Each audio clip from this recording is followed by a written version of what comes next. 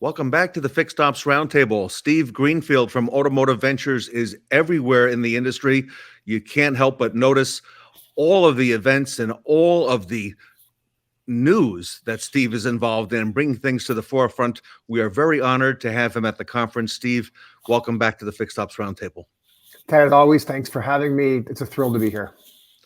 You are really spot on with this speed of acceleration and all the change that's happening in retail. I enjoyed the book. A lot of the folks in our company now have read it. And, what a great and current tool to be able to refer to in our industry. Well, thanks. I mean, you never know when you write these things how they're going to be received, but I'm very appreciative of the positive feedback we've had so far. Well, I'm excited to hear what you've got to share today. I know there's a lot of timely topics, so with that, I'll let you get rolling. Okay, great. Well, thanks, Ted. Appreciate it very much. And we've got some interesting content here, and I'm sure you and I have a good narrative. But the book is available, as you mentioned, and a lot of what I'm going to present today is extracted from the book. But you can find it on Amazon. You can get an Audible version as well that I've recorded. So if you want to hear my voice for 6.5 hours, then you can download that. I think it may be free if you're an Amazon Prime customer. But let's talk about two areas of the book. This is presenting the 8 sections of the book as I break them out in order. But I think for today's audience, Ted, I really wanted to dig into connectivity and then the servicing of vehicles and the impact here. So let's dig in. I think for the last 5 or 7 years, we've been talking about connected vehicles. And at this point, almost every vehicle that's being built is connected now. The OEMs and the dealers will be able to get data off of those sensors on the vehicle and also potentially communicate back to the consumer themselves, right? So it was telling to me that back in October last year, the CEO of GM sort of was at an investor conference and said, look, think of us as being a software company, and we're going to sell a device like a phone, but on top of that device, we're going to be able to sell consumers subsequently services. And it really caught the interest of Wall Street analysts, and I think was a good sort of analog or metaphor for where the industry is going. And the OEMs are putting their money where their mouth is, and we saw just last month that Hyundai said that they were going to spend $12.6 billion to be a term that you're going to hear more of now, a software-defined OEM or a software-defined vehicle. And all of them have seen what Tesla's been able to do. And whether you love or you hate Tesla, you sit in a Tesla and you understand they started with being intentional around what the software would be able to do, and then the car was all secondary to that interface with that big screen on the dash. I think the other OEMs are figuring out, for reasons I'm about to present here, that they need to build their competency in software. And the interesting thing is, at the same time that these big legacy OEMs are spending billions of dollars to retool their factories and make the jump from ICE vehicles to EVs, they're also trying to undertake redefining themselves as software companies. So we know that through this transition, which is always painful, they'll blow billions of dollars and they won't always hit the mark. So there will be failures here, but it'll be interesting to see, if we look fast forward 5 or 10 years, how many of these legacy OEMs just weren't able to bridge that chasm and weren't able to kind of redefine themselves as software companies. And I think unless they can, they do run the risk of being left behind. It is a breath of fresh air, Steve, because you use that term legacy. This has been a legacy industry for a long time, poised for disruption. And now we see it everywhere we turn, left and right. Yeah. In that same vein, I mean, you look at what's happening. Again, recent news here from about a month ago, BMW partnering up with Amazon. Mm-hmm. So Amazon is putting more force behind connectivity within the car. And the other thing that has to play out over time, and who knows how it will play out, is the fact that if you talk to the younger generation, what matters to them? It matters that you can transition easily from the applications on my phone into the applications on the dash in the vehicle, CarPlay, Android, et cetera. It's one of the primary things that, younger folks aren't as interested as, you and I would have been, Ted, with performance of the car. It's more, does all the electronics work seamlessly and help complement where I am in my life? So, there will be this too, like who is going to own that dashboard experience in the future? Because the OEMs are digging in and saying, we don't want to concede too much control to Apple or Android. But Apple and Android are saying, look, the dash experience within the car should just be an extension of what a consumer is already conditioned with their apps on their phone. And I think this is going to be a huge point of friction going forward. Yeah, makes a lot of sense. And you and I were the younger generation at one time as well, and we were interested in the electronics of the day, which are nowhere near what is today. Right, exactly right. So we look at the manufacturers just leaning into that same vein. It's like GM has said, hey, we generate about $2 billion today in subscription services. It's all called OnStar, and we want to grow that to 25 billion by 2030 by offering all these additional services on the vehicle. And 6 billion of that 25 billion, they hope, will be usage-based insurance. So in other words, allow the car to track my driving patterns. Do I speed? Do I run stop signs? Do I brake aggressively? And then if I am gentle on the car and I'm a good driver, reward me. But what we don't know is how that's going to butt up against privacy issues. And I think it may be generational. I know for me, I hate to admit how I drive, but I would never want anyone tracking or my insurance rates being judged by how aggressively I drive.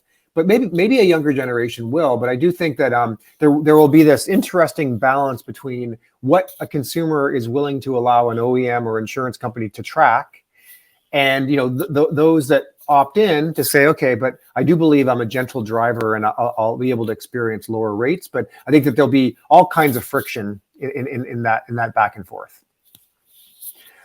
And then, following up, Stellantis, which is the Fiat, Chrysler, Dodge, Jeep, Ram brands, they've said the same thing. We're going to generate over $20 billion a year in new software subscriptions sold to consumers that have bought vehicles. And Ford's done the same thing.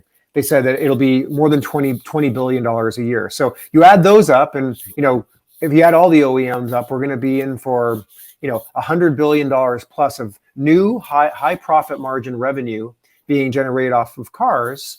And it'll be an interesting sort of future based on now the car is being connected, being very software first, and being able to activate a lot of features via the push notifications to the cars themselves. And Steve, to the multiple times you referred to it, the computer, what we have referred to as the car, now the computer, is really going to be the new battleground where a lot of these, turf wars are going to be decided as far as who controls what. 100% agreed. And will it be software companies like I said, Apple or Google, or will it be the OEMs themselves that build the software? I am concerned that the OEMs need to build cars, not necessarily build software. But we'll see how this all plays out. Wow.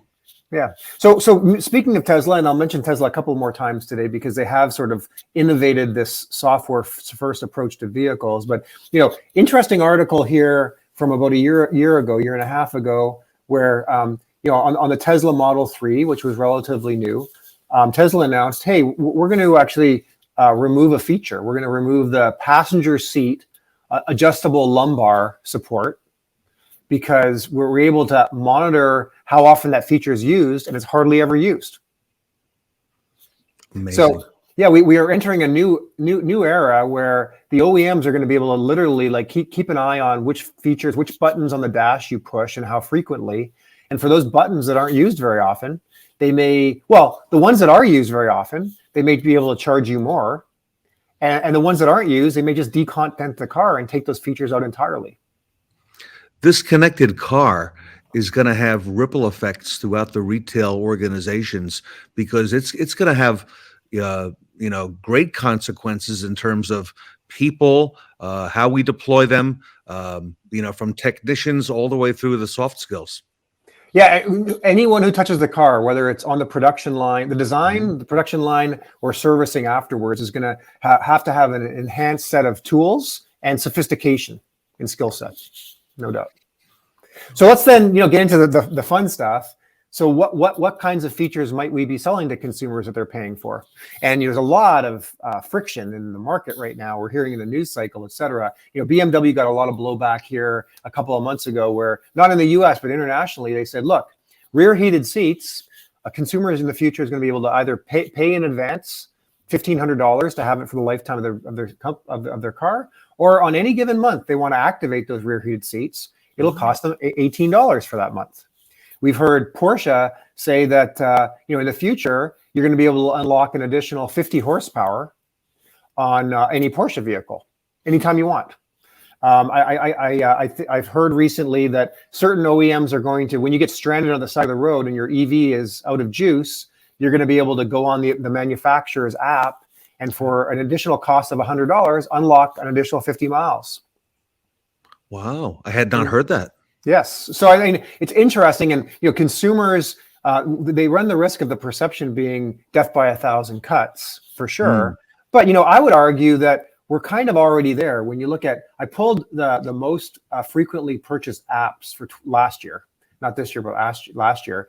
And I don't know about your credit card bill, but my credit card bill is overrun with a lot of software products that we buy for the house. And I think that, especially with a younger generation of consumers, they're just used to paying things, bite-sized chunks and pay by the month. So I think we've already started to condition a new generation of car buyers and owners that are going to be used to paying for things as they need them. This changes the automotive retail landscape. However, it ties into everything that's happening right now in our economy. So, Well, it does, and that you're leading the witness here, because I think that the question will be, how are all these new revenues, $20 billion for this OEM, $20 billion for this automaker, divided between the automaker and the dealer? Like, for example, when a consumer does get stranded at the side of the road and does pay the manufacturer $100 to unlock battery usage, will any of that revenue get shared back with the dealers? And we're starting to see this play out in the courts now. Some of the dealer council are starting to pre-negotiate future revenue share off of subscription services, and I would imagine it'll run the gauntlet, right? We'll have some manufacturers that are very generous with their dealers, and some manufacturers that aren't generous at all, and we'll see sort of how this plays out in the next couple of years. Fascinating, and it's in the news as well, and you can't help but think this is going to be no matter what, Steve, it's going to be an exciting time to see how it plays out. There's no doubt. So let me move ahead now to servicing of vehicles, which is very, very related.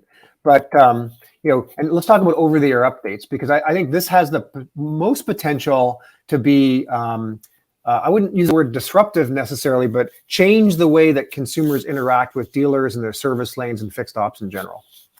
So if we look back 5 years, again, using Tesla as the example, if you remember, when Tesla first launched that first vehicle, the Model 3, Consumer Reports tested the vehicle and gave a very bad rating because of its braking. They said, this car brakes worse than a Ford F-150.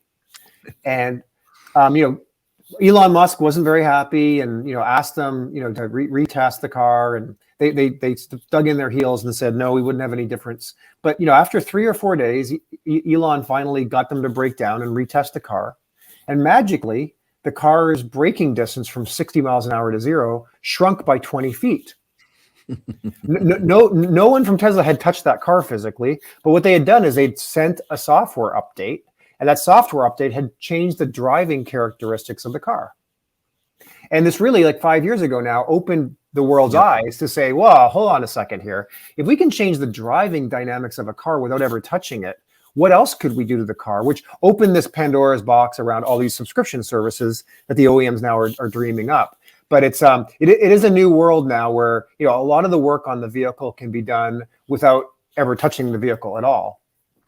And so if we look at drag this trend out a few years, consulting firms, whether they're right or not, we'll see over time, but believe that potentially a third of the existing warranty work might go away entirely, because the work can effectively be pushed overnight via a Wi-Fi connection to the car. And you wake up the next day, you hop in your car, on the main screen it may say, hey, we've updated your operating software and corrected these 3 errors, kind of like you would on your phone. Sure. And then the dealers are going to see these cars less frequently as a result.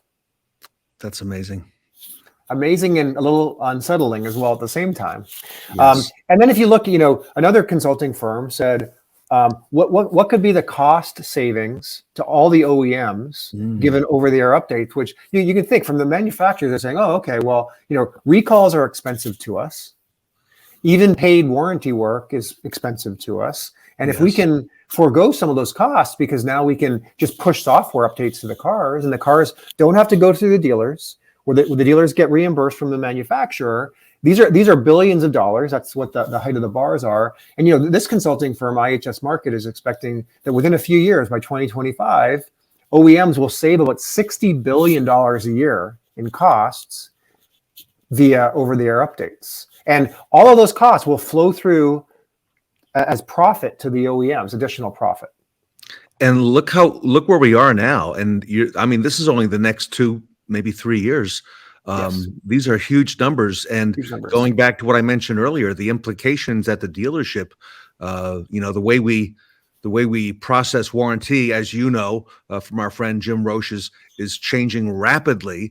And now the implications in terms of personnel at the store and are going to be wide ranging.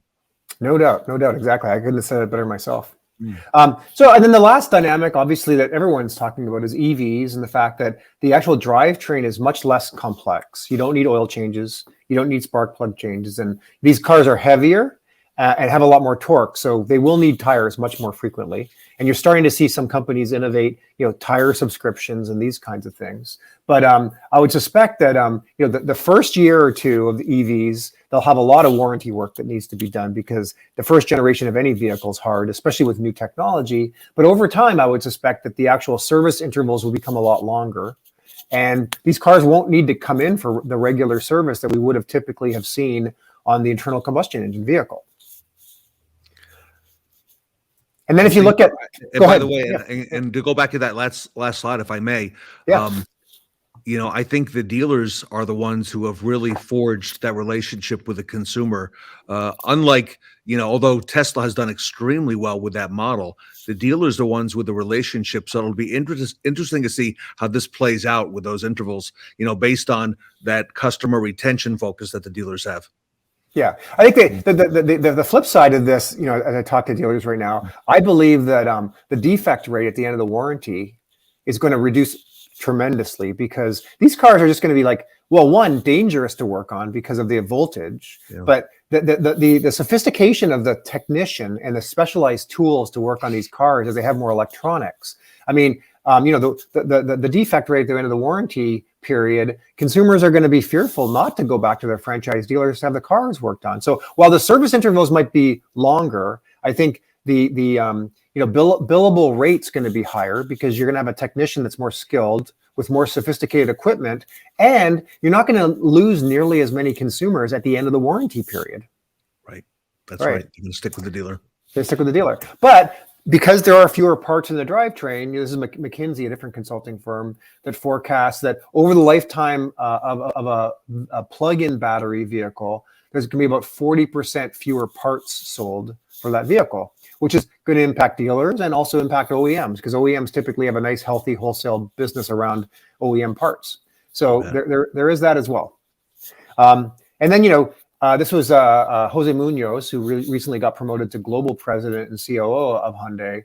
But, his rule of thumb, about a year ago or so, he was quoted as saying, they're going to require about 1/3 of the service needs of a typical internal combustion engine vehicle. So as long as dealers are aware of this, and as they sell EVs, there's going to be different ways to interact with those consumers. But things are going to change as more EVs come on into the mainstream.